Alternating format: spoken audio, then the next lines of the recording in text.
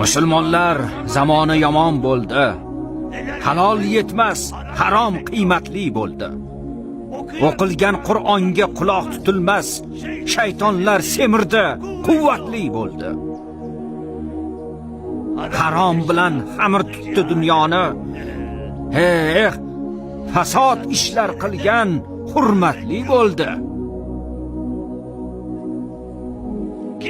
Kimgaki Tangridan xabar berursan, tutib boshingga urar, hujjatli bo'ldi.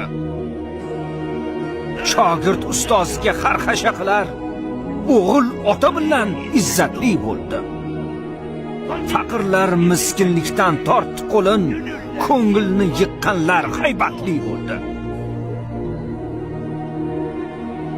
Payg'ambar o'rniga o'tgan xo'jalar